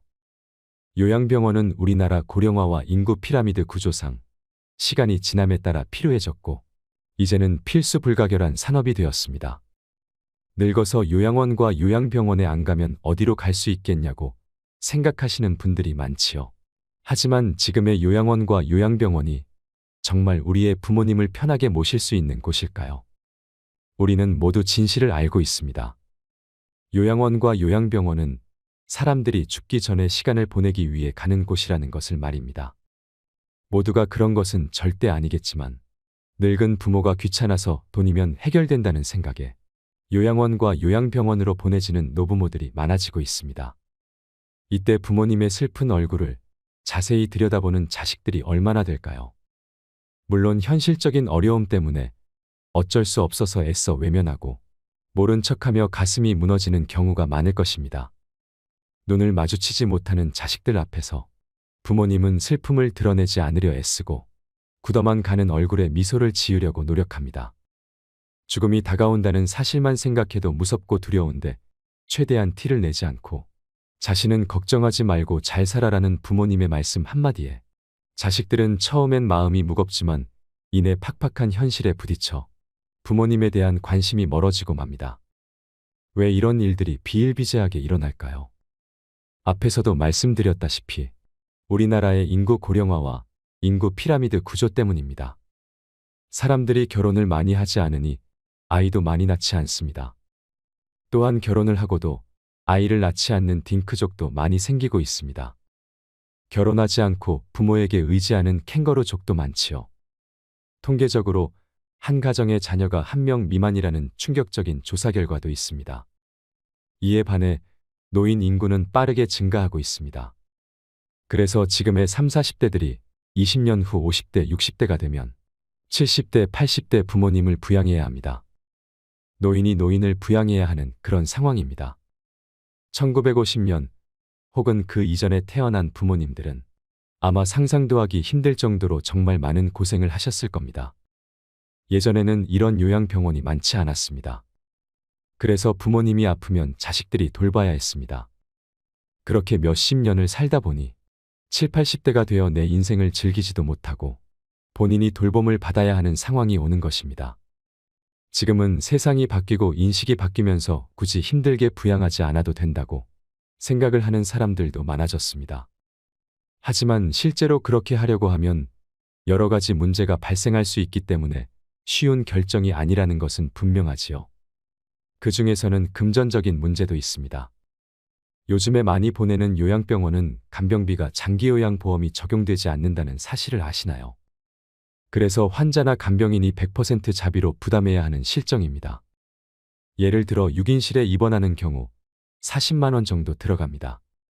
거기다가 입원 시 본인 부담금도 발생하는데요. 그 액수가 보통 60만 원 정도가 되는데 기저귀 비용 등을 더하면 최소 110만 원 정도는 잡아야 합니다. 쾌적하고 시설이 좋은 곳은 간병비를 80만 원까지도 받습니다. 병원마다 차등이 있지만 110만 원이 최소한의 금액이라는 것입니다. 적자 보는 병원은 시설의 질을 높이려고 노력하지 않고 진료비를 높이는 데만 집중하고 있습니다. 그런 곳은 부모님을 보내놓고도 기분이 찜찜합니다. 시설 투자나 서비스 질에 대해서는 방치하고 환자 유치에만 심혈을 기울이는 곳에 입원해 있으면 좋은 게 별로 없습니다. 그래서 가격이 합리적이면서 친절하고 좋은 요양병원을 찾기란 하늘의 별 따기라는 것입니다. 그렇다고 해서 요양원에 보내는 건 더 좋지 않습니다. 가장 큰 문제는 상주하는 의사가 없다는 것입니다. 실제로도 요양원에 입소한 어르신들 중에서는 큰 문제가 있음에도 불구하고 제때 치료를 받지 못하는 경우도 많이 있습니다. 그래서 사회적 문제가 되기도 합니다. 국비 지원이 된다고는 하지만 양질의 서비스를 기대하기는 어렵습니다. 현재 요양원은 인력이 부족하여 혼자서 20명이나 30명을 돌보는 경우가 있다고 합니다. 혼자서 그 많은 환자들을 돌보려니 직원들도 힘이 들겠지요. 상대적으로 지원이 많은 국공립 요양시설은 들어가기도 정말 어렵습니다. 지금 당장 들어가고 싶어도 4년을 기다려야 하는 곳도 있습니다. 요즘은 노인분들이 이런 얘기를 뉴스나 신문으로 많이 접하면서 요양시설에 들어간다는 것 자체를 내가 죽으러 가는구나라고 생각하게 되는데요. 인생의 끝자락에서 모든 것과 이별하면서 자식에게까지 버림받는 느낌을 받는 분들이 많은 것은 이러한 이유 때문입니다. 물론 각자의 사정이 있고 감당하기 힘들기 때문에 시설에 보내는 것은 어쩔 수 없습니다. 하지만 우리는 생각해 봐야 합니다. 아무리 좋은 호텔에 가더라도 집만한 곳은 없습니다. 아무리 돈이 많아서 고급스러운 요양시설에 들어가도 며칠만 있으면 집에 오고 싶을 겁니다. 익숙한 환경에서 가족들과 함께 지내다가 평안한 죽음을 맞이하는 것을 누구나 바랄 것입니다. 이 모든 것이 거부할 수 없는 시대의 흐름이라면 막연하게 걱정만 하기보다는 스스로 원하는 죽음을 준비하고 노년을 보낼 준비를 해야 하지 않을까요? 요양병원과 요양원에 가지 않고 건강한 노후를 보내고 싶다면 3가지를 기억하시기 바랍니다. 첫 번째는 신체적 독립을 하셔야 합니다. 요양원에 가지 않고 다른 사람에게 의존하지 않으려면 육체적으로 독립하는 것이 필요합니다. 건강 수명을 늘리려면 기본적인 체력을 유지하는 것이 매우 중요합니다. 그래서 이를 위해서는 근력 운동은 필수입니다. 나이가 들어감에 따라 걷고 싶어도 걸을 수 없습니다. 누우면 죽고 서면 산다는 말이 있습니다. 최대한 눕지 말고 일어나서 살아야 합니다. 나이가 들면서 근력을 잃는 순간 급격히 노화가 됩니다. 인생 후반기에 갑자기 하반신이 전체적으로 얇아지고 골다공증이 시작될 수 있습니다. 등이나 어깨가 구부러져서 완전히 피지 못합니다. 무릎도 온전히 피지 못하고 구부러진 상태로 굳게 되는데요. 이는 근력이 약해져서 근육이 우리 몸을 지탱해주지 못해서입니다. 증상이 심해지면 팔과 다리에 힘이 빠져서 일상생활을 정상적으로 할 수 없게 됩니다. 노후에 다른 사람에게 의존하지 않고 독립적인 삶을 살려면 근력을 유지하는 것이 그 무엇보다도 중요하다고 할 수 있습니다. 덤벨을 들고 발 뒤꿈치를 올렸다 내리거나 다리를 어깨 너비로 벌리고 서서 스쿼트를 하셔도 좋고 누워서 윗몸 일으키기를 해도 도움이 됩니다. 지금 당장 실천해 보세요. 유산소 운동을 하는 것도 중요합니다. 밖에 나가셔서 걷기와 줄넘기, 수영 및 자전거 타기 등을 해보세요. 몸에 무리가 가지 않는 선에서 나에게 맞는 유산소 운동을 찾아서 꾸준히 해보시길 바랍니다. 굳이 운동 중에 하나를 선택해야 한다면 걷기를 추천합니다. 왜냐하면 걷기는 언제 어디서나 무리 없이 누구나 할 수 있는 운동이기 때문입니다. 그리고 또 중요한 것은 균형을 잡는 운동입니다. 어르신들이 특히 조심해야 하는 것은 낙상사고입니다. 노인분들 중에서는 낙상사고가 흔히 일어납니다. 낙상으로 사망하기까지 하고 신체적인 부상으로 인해 정신적인 문제로 이어지기도 합니다. 많은 전문가들이 낙상사고를 막기 위해서는 균형감을 키우고 운동의 중요성을 강조하고 있습니다. 가장 간단하고 확실한 운동 중 하나는 한 발로 서기입니다. 한 발로 서는 것은 균형 감각을 향상시키는 좋은 방법 중에 하나입니다. 넘어지지 않게 옆에 손잡이를 두고 어디서든 혼자서 간편하게 할 수 있습니다. 두 번째는 정신적 독립을 해야 합니다. 나이가 들어감에 따라 정신적으로 독립하는 것이 참 중요합니다. 무엇보다 가장 중요한 것은 치매에 걸리지 않고 우울증에 걸리지 않는 것입니다. 우선 우리가 치매에 걸리지 않으려면 어떻게 해야 할까요? 아직까지 치매에 대한 치료약은 개발되지 않았습니다. 지금까지 개발된 치매약은 병의 악화를 지연시킬 수 있을 뿐입니다. 따라서 치매를 예방하기 위해서는 생활 습관을 바꾸고 식습관을 건강하게 가져가야 합니다. 쉽게 할 수 있는 생활 습관으로는 음식을 꼭꼭 씹어 먹는 것입니다. 음식을 씹으면 그것만으로도 내려가는 혈류량을 증가시켜 뇌를 활성화시킵니다. 껌을 자주 씹는 것도 도움이 될 수 있습니다. 그리고 메모를 하거나 일기를 쓰는 습관도 길러보세요. 치매 환자는 한 가지 특징이 있습니다. 치매 초기에는 장기 기억은 기억할 수 있어도 단기 기억을 회상하는 데는 어려움을 겪습니다. 그 이유로는 단기 기억을 담당하는 뇌기관인 해마가 손상되었기 때문입니다. 이것을 예방하려면 매일 일기를 쓰는 것이 좋습니다. 일기를 쓰면 해마를 자극하고 해마가 퇴화되는 것을 방지할 수 있고 심지어 그 기능을 향상시킵니다. 그리고 새로운 것을 시도하고 머리를 많이 쓰는 생활 습관을 들이세요. 뇌는 지속적인 자극을 원합니다. 그 중에서도 가장 좋아하는 자극은 새로운 자극입니다. 내가 새로움에 흥분할 수 있는 자극을 많이 시도하고 경험해 보시길 바랍니다. 또한 할 수 있는 데까지 사회활동에 적극적으로 참여하세요. 젊었을 때처럼 여러 사람들과 자주 만나 어울리는 것이 치매 예방에 정말 큰 도움이 됩니다. 사람들을 만나고 이런저런 대화를 하고 다양한 사회 활동을 함께하면 뇌가 자극됩니다. 집에 혼자 있는 것은 치매로 가는 지름길입니다. 그리고 항상 웃고 즐겁게 지내세요. 웃음은 뇌를 늙지 않고 젊게 유지하는 데 도움을 준다고 합니다. 왜 그럴까요? 웃음은 우뇌와 좌뇌를 모두 자극하기 때문입니다. 웃음이 할 수 있는 일은 정말 놀랍습니다. 우리가 기분이 좋을 때 뇌로 가는 혈류가 더 활발해져서 의욕이 생기고 몸에도 활력을 불어넣어 줍니다. 하지만 우리 뇌는 진짜 웃음과 가짜 웃음을 구분할 수 없습니다. 따라서 억지로라도 웃으면 진짜 웃음에 효과가 있다고 합니다. 그러니 오늘부터 가능한 한 많이 웃으시길 바랍니다. 다음으로는 우울증에 대해 이야기하겠습니다. 정신적 독립을 방해하는 것 중 하나가 우울증입니다. 우울증은 치매의 원인이 될 수 있으며 치매 환자에게 우울 증상이 종종 나타나게 되는데요. 이러한 이유로 노인성 우울증과 치매는 구별하기 어렵습니다. 일반적으로 우울증은 치매를 촉진할 수 있기 때문에 가능한 한 빨리 치료해야 합니다. 우울증을 예방하려면 비관적이기보다는 긍정적이고 낙관적인 사고방식을 가져야 합니다. 일어나지 않은 일에 대해 걱정하지 말고 과거를 후회하지 마세요. 내게 주어진 현재를 충분히 즐기며 살아가세요. 세 번째는 경제적 독립을 해야 합니다. 우리는 지금껏 경험하지 못한 100세 시대에 살고 있습니다. 따라서 노후의 경제적 자립을 위한 준비를 빠르게 시작해야 합니다.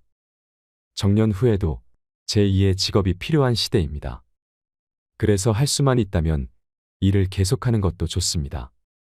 일을 할 수 있다면 일을 그만두지 마세요. 일을 그만두어도 자신을 계속 발전시키고 새로운 것을 피하지 말고 무엇이든 할 수 있다는 마음가짐으로 배워보세요. 이걸 배워서 뭐해라고 생각하지 마시길 바랍니다. 이런 습관과 정신력이 쌓여서 다른 사람에게 의존하지 않는 강인함을 가지게 되는 것입니다. 그래야 노후에도 경제적으로 독립하여 건강하고 행복한 노후 생활을 할 수 있게 됩니다. 아시겠지만 가족에게 큰 병이 생기면 웃을 일이 참 없습니다. 모두가 고통스러워하고 삶 자체가 힘들어지게 됩니다. 우리 주변을 보더라도 병환이 오래가면 경제적 문제로 싸우기 시작합니다. 부모 부양 때문에 싸우는 자식들도 많습니다. 이것을 보는 부모님들은 얼마나 눈물 흘리고 가슴 아플까요? 아무것도 해줄 수 없다면 벙어리 냉가슴을 알아야 할 것입니다. 사람이 늙는 것은 자연스러운 일입니다. 누구도 죽음을 피할 수 없습니다. 하지만 죽음 앞에서 온전한 정신과 육체를 최대한 유지하면 좋겠죠. 기억과의 연결이 완전히 끊어지면 살아있어도 죽은 것이나 마찬가지라고 생각하시는 분들이 많습니다. 그래서 안락사를 도입해야 한다는 목소리도 큽니다. 여러분은 안락사에 대해 어떻게 생각하시나요? 마음대로 움직일 수 없는 상황은 말로 표현할 수 없는 고통이 될 것입니다. 이 고통은 겪지 않고는 모를 정도로 힘들고 아플 것입니다. 지금까지 우리가 노후를 잘 대비해야 하는 이유에 대해서 알아봤습니다. 요양병원 의사가 고백한 이야기 속에서 충격적인 실태와 안타까운 현실에 대해 생각해보고 사회적 합의를 통해 요양병원이나 요양원의 시스템이 개선되길 바랍니다. 늙어서 자식에게 짐이 되지 않는 세 가지 방법을 꼭 기억하셔서 행복한 노후를 보내시길 바랍니다. 요양병원에서 일하는 의사가 남긴 이야기가 큰 화제를 몰고 있습니다. 요양병원에서 진료를 보았었던 할머니에 대한 내용인데 우리 모두의 현재나 미래가 될 수 있다고 생각합니다. 요양병원에서 만난 90세가 넘은 할머니에 대한 기록. 첫인상은 변덕스러운 성질과 초점 없는 눈을 가진 투정이나 부리는 늙은 노인이었습니다. 간병인들이 노인에게 음식을 빨리 안 먹고 흘린다고 핀잔을 주고 대체 왜 말을 못 알아먹냐고 큰 소리로 말할 때면 지지 않고 맞서며 더욱더 큰 소리로 안 들린다고 소리 지르는 노인이었습니다. 양말이나 신발 한 짝을 항상 잃어버려서 직원들이 바보 취급을 하는 것 같기도 했습니다. 어느 날 담당 의사가 휴가를 가서 제가 진료를 보게 되었습니다. 처음 만난 의사라 그런지 그녀는 본인의 이야기를 시작했습니다. 부모, 형제, 자매와 화목한 가정에서 지내다가 20살에 결혼하고 25살에 애를 낳았다고 했습니다. 30대엔 애기들 키운다고 정신이 없었고 40대엔 애들을 독립시키고 남편과 함께 행복했다고 하더군요. 50대엔 갱년기로 인해 힘들었지만 손주들이 생겨서 다시 한번 삶의 의미를 찾았다고 했습니다. 하지만 60대부터는 안 좋은 일들의 연속이라고 하소연을 했습니다. 사랑하는 남편이 죽고 애들과도 사이가 멀어져 연락이 끊긴 상태라고 합니다. 그러면서 너무 외롭고 힘들다고 당신의 부모님을 떠올리면서 자기를 조금만 더 따뜻하게 봐달라고 했습니다. 나도 살아야 할 이유를 찾고 싶다고, 차라리 죽으면 편할 것 같다고 말하면서요. 이 얘기를 듣는 순간 저는 아차하면서 진료본 나날들을 반성하게 되었습니다. 의사로서 할머니를 위해 남은 시간 동안 무엇을 더 해드릴 수 있을지 고민했습니다. 그리고 3개월 후 할머니는 하늘나라로 떠났습니다. 마지막까지 가족은 오지 않았습니다. 하늘에서는 사랑하는 사람들과 행복하게 지내길 바랍니다. 이 글을 보니 무슨 생각이 드셨나요? 인생이란 드라마 속에서 우리는 어디로 향하고 있을까 합니다. 남의 일이 아닌 나에게도 언젠가 다가올 일이라는 현실에 씁쓸한 마음이 듭니다. 왜 우리는 요양병원에 가야만 할까요? 왜 우리는 요양병원에 보내야 할까요? 요양병원은 과연 누구를 위해 존재하는 것일까요? 이에 대해 한 번이라도 생각해 보신 적이 있나요? 요양병원은 우리나라 고령화와 인구 피라미드 구조상 시간이 지남에 따라 필요해졌고 이제는 필수 불가결한 산업이 되었습니다. 늙어서 요양원과 요양병원에 안 가면 어디로 갈 수 있겠냐고 생각하시는 분들이 많지요. 하지만 지금의 요양원과 요양병원이 정말 우리의 부모님을 편하게 모실 수 있는 곳일까요? 우리는 모두 진실을 알고 있습니다. 요양원과 요양병원은 사람들이 죽기 전에 시간을 보내기 위해 가는 곳이라는 것을 말입니다. 모두가 그런 것은 절대 아니겠지만 늙은 부모가 귀찮아서 돈이면 해결된다는 생각에 요양원과 요양병원으로 보내지는 노부모들이 많아지고 있습니다. 이때 부모님의 슬픈 얼굴을 자세히 들여다보는 자식들이 얼마나 될까요? 물론 현실적인 어려움 때문에 어쩔 수 없어서 애써 외면하고 모른 척하며 가슴이 무너지는 경우가 많을 것입니다. 눈을 마주치지 못하는 자식들 앞에서 부모님은 슬픔을 드러내지 않으려 애쓰고 굳어만 가는 얼굴에 미소를 지으려고 노력합니다.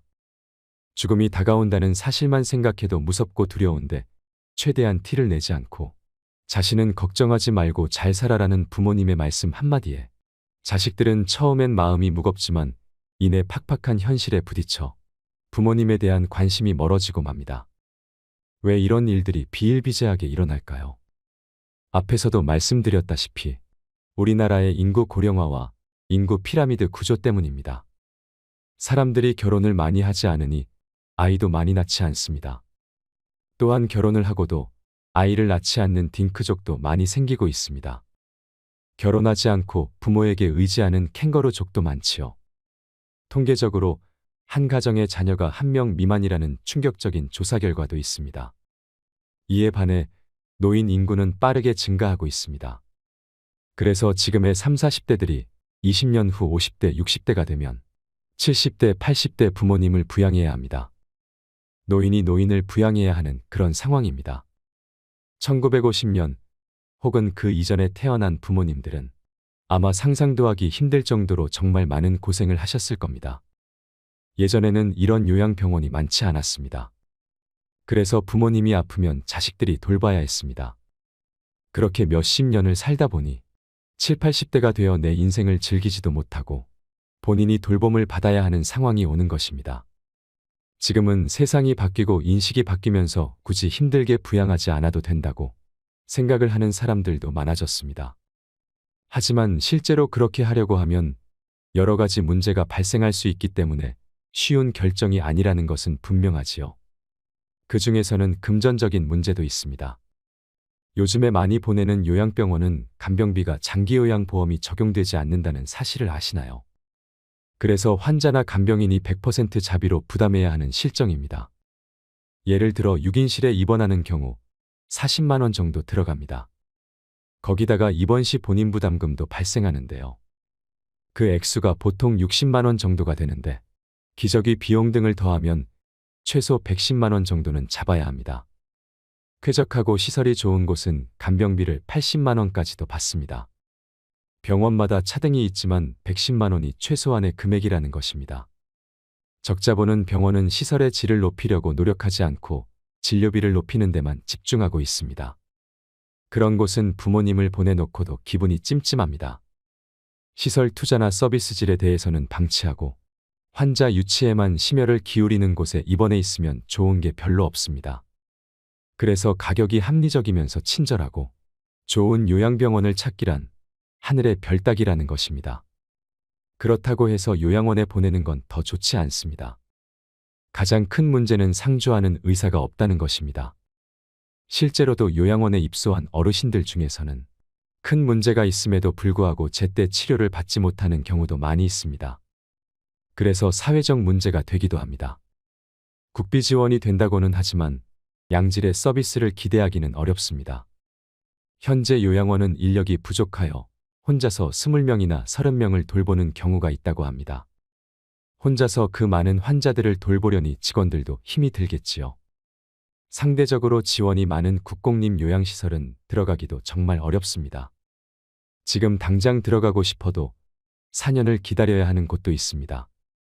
요즘은 노인분들이 이런 얘기를 뉴스나 신문으로 많이 접하면서 요양시설에 들어간다는 것 자체를 내가 죽으러 가는구나라고 생각하게 되는데요. 인생의 끝자락에서 모든 것과 이별하면서 자식에게까지 버림받는 느낌을 받는 분들이 많은 것은 이러한 이유 때문입니다. 물론 각자의 사정이 있고 감당하기 힘들기 때문에 시설에 보내는 것은 어쩔 수 없습니다. 하지만 우리는 생각해 봐야 합니다. 아무리 좋은 호텔에 가더라도 집만한 곳은 없습니다. 아무리 돈이 많아서 고급스러운 요양시설에 들어가도 며칠만 있으면 집에 오고 싶을 겁니다. 익숙한 환경에서 가족들과 함께 지내다가 평안한 죽음을 맞이하는 것을 누구나 바랄 것입니다.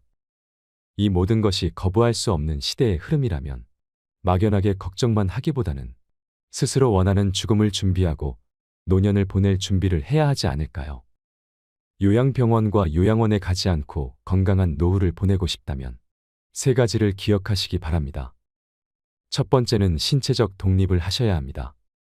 요양원에 가지 않고 다른 사람에게 의존하지 않으려면 육체적으로 독립하는 것이 필요합니다. 건강 수명을 늘리려면 기본적인 체력을 유지하는 것이 매우 중요합니다. 그래서 이를 위해서는 근력 운동은 필수입니다. 나이가 들어감에 따라 걷고 싶어도 걸을 수 없습니다. 누우면 죽고 서면 산다는 말이 있습니다. 최대한 눕지 말고 일어나서 살아야 합니다. 나이가 들면서 근력을 잃는 순간 급격히 노화가 됩니다. 인생 후반기에 갑자기 하반신이 전체적으로 얇아지고 골다공증이 시작될 수 있습니다. 등이나 어깨가 구부러져서 완전히 피지 못합니다. 무릎도 온전히 피지 못하고 구부러진 상태로 굳게 되는데요. 이는 근력이 약해져서 근육이 우리 몸을 지탱해주지 못해서입니다. 증상이 심해지면 팔과 다리에 힘이 빠져서 일상생활을 정상적으로 할 수 없게 됩니다. 노후에 다른 사람에게 의존하지 않고 독립적인 삶을 살려면 근력을 유지하는 것이 그 무엇보다도 중요하다고 할 수 있습니다. 덤벨을 들고 발 뒤꿈치를 올렸다 내리거나 다리를 어깨 너비로 벌리고 서서 스쿼트를 하셔도 좋고 누워서 윗몸 일으키기를 해도 도움이 됩니다. 지금 당장 실천해 보세요. 유산소 운동을 하는 것도 중요합니다. 밖에 나가셔서 걷기와 줄넘기, 수영 및 자전거 타기 등을 해보세요. 몸에 무리가 가지 않는 선에서 나에게 맞는 유산소 운동을 찾아서 꾸준히 해보시길 바랍니다. 굳이 운동 중에 하나를 선택해야 한다면 걷기를 추천합니다. 왜냐하면 걷기는 언제 어디서나 무리 없이 누구나 할 수 있는 운동이기 때문입니다. 그리고 또 중요한 것은 균형을 잡는 운동입니다. 어르신들이 특히 조심해야 하는 것은 낙상사고입니다. 노인분들 중에서는 낙상사고가 흔히 일어납니다. 낙상으로 사망하기까지 하고 신체적인 부상으로 인해 정신적인 문제로 이어지기도 합니다. 많은 전문가들이 낙상사고를 막기 위해서는 균형감을 키우고 운동의 중요성을 강조하고 있습니다. 가장 간단하고 확실한 운동 중 하나는 한 발로 서기입니다. 한 발로 서는 것은 균형 감각을 향상시키는 좋은 방법 중에 하나입니다. 넘어지지 않게 옆에 손잡이를 두고 어디서든 혼자서 간편하게 할 수 있습니다. 두 번째는 정신적 독립을 해야 합니다. 나이가 들어감에 따라 정신적으로 독립하는 것이 참 중요합니다. 무엇보다 가장 중요한 것은 치매에 걸리지 않고 우울증에 걸리지 않는 것입니다. 우선 우리가 치매에 걸리지 않으려면 어떻게 해야 할까요? 아직까지 치매에 대한 치료약은 개발되지 않았습니다. 지금까지 개발된 치매약은 병의 악화를 지연시킬 수 있을 뿐입니다. 따라서 치매를 예방하기 위해서는 생활 습관을 바꾸고 식습관을 건강하게 가져가야 합니다. 쉽게 할 수 있는 생활 습관으로는 음식을 꼭꼭 씹어 먹는 것입니다. 음식을 씹으면 그것만으로도 내려가는 혈류량을 증가시켜 뇌를 활성화시킵니다. 껌을 자주 씹는 것도 도움이 될 수 있습니다. 그리고 메모를 하거나 일기를 쓰는 습관도 길러보세요. 치매 환자는 한 가지 특징이 있습니다. 치매 초기에는 장기 기억은 기억할 수 있어도 단기 기억을 회상하는 데는 어려움을 겪습니다. 그 이유로는 단기 기억을 담당하는 뇌기관인 해마가 손상되었기 때문입니다. 이것을 예방하려면 매일 일기를 쓰는 것이 좋습니다. 일기를 쓰면 해마를 자극하고 해마가 퇴화되는 것을 방지할 수 있고 심지어 그 기능을 향상시킵니다. 그리고 새로운 것을 시도하고 머리를 많이 쓰는 생활 습관을 들이세요. 뇌는 지속적인 자극을 원합니다.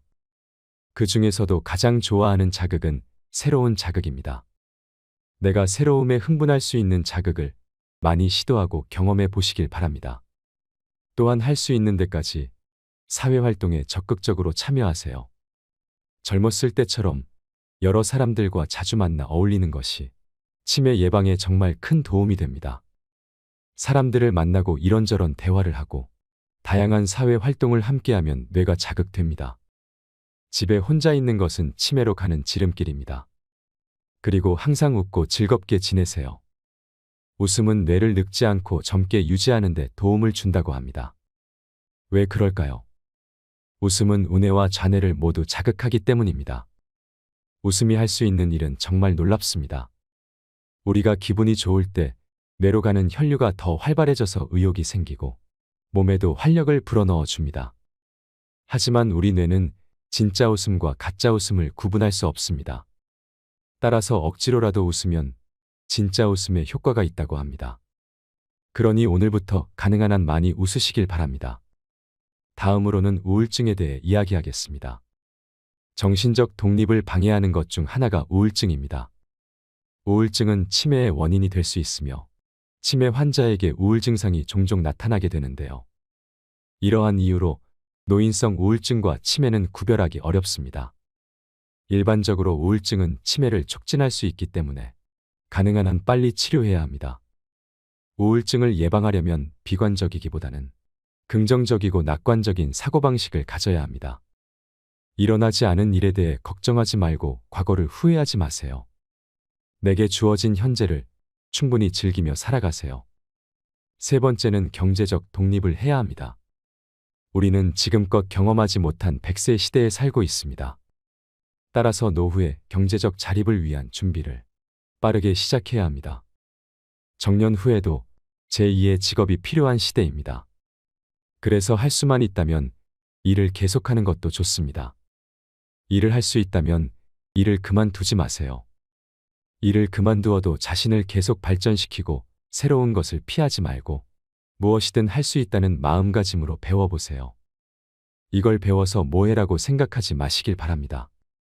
이런 습관과 정신력이 쌓여서 다른 사람에게 의존하지 않는 강인함을 가지게 되는 것입니다. 그래야 노후에도 경제적으로 독립하여 건강하고 행복한 노후 생활을 할 수 있게 됩니다. 아시겠지만 가족에게 큰 병이 생기면 웃을 일이 참 없습니다. 모두가 고통스러워하고 삶 자체가 힘들어지게 됩니다. 우리 주변을 보더라도 병환이 오래가면 경제적 문제로 싸우기 시작합니다. 부모 부양 때문에 싸우는 자식들도 많습니다. 이것을 보는 부모님들은 얼마나 눈물 흘리고 가슴 아플까요? 아무것도 해줄 수 없다면 벙어리 냉가슴을 알아야 할 것입니다. 사람이 늙는 것은 자연스러운 일입니다. 누구도 죽음을 피할 수 없습니다. 하지만 죽음 앞에서 온전한 정신과 육체를 최대한 유지하면 좋겠죠. 기억과의 연결이 완전히 끊어지면 살아있어도 죽은 것이나 마찬가지라고 생각하시는 분들이 많습니다. 그래서 안락사를 도입해야 한다는 목소리도 큽니다. 여러분은 안락사에 대해 어떻게 생각하시나요? 마음대로 움직일 수 없는 상황은 말로 표현할 수 없는 고통이 될 것입니다. 이 고통은 겪지 않고는 모를 정도로 힘들고 아플 것입니다. 지금까지 우리가 노후를 잘 대비해야 하는 이유에 대해서 알아봤습니다. 요양병원 의사가 고백한 이야기 속에서 충격적인 실태와 안타까운 현실에 대해 생각해보고 사회적 합의를 통해 요양병원이나 요양원의 시스템이 개선되길 바랍니다. 늙어서 자식에게 짐이 되지 않는 세 가지 방법을 꼭 기억하셔서 행복한 노후를 보내시길 바랍니다. 이상으로 책틀맨이었습니다. 지혜를 쌓는 당신의 오늘이 아름답습니다. 더 좋은 영상으로 찾아뵙겠습니다.